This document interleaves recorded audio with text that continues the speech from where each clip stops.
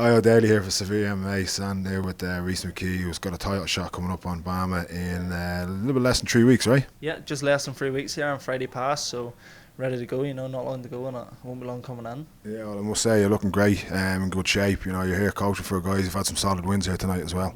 Yeah, George was fighting there recently, 2 fights ago there. He's fighting for the 145 title and he done it in dominant fashion. He grind out the win against a tough guy, so it's great night for us here and plenty of good nights coming up.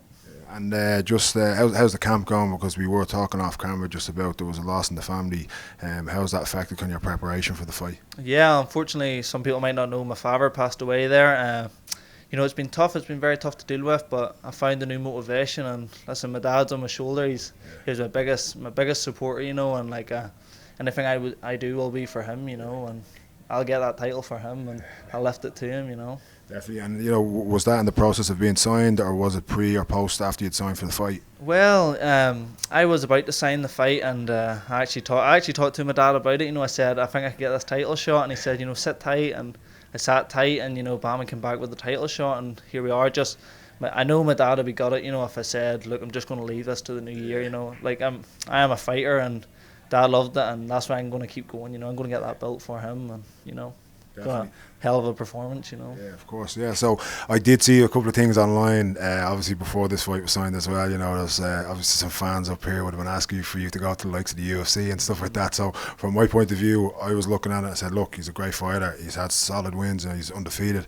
I thought it might be a little bit too early. I'd rather see you win a number of more fights and then see what transpires from there. See, to be honest, I totally agree with your aspect. It was only the UFC was in Belfast, so I thought, I'm going to have a go at this. Yeah. To be honest, I did think it was too soon. I said to the guys, I don't think I'll get this, but listen, if the UFC came and said, we want you to fight, I was going to say, okay, right.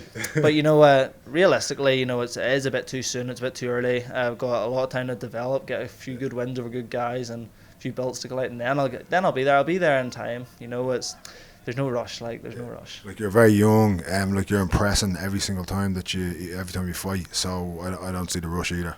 No rush at all. I will, like I said, I will get there eventually.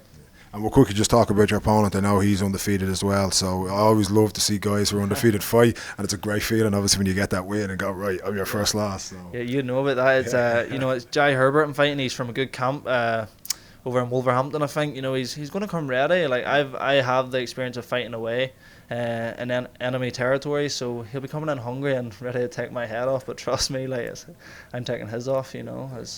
Definitely, you have some support. A lot of support up here, and you have a lot of support down south as well. So we can't wait to see you fight, and we'll be there less than 2 or 3 weeks away. So best of luck. Cool, thank you, man. Cheers, Rhys. Thanks a lot. Cheers.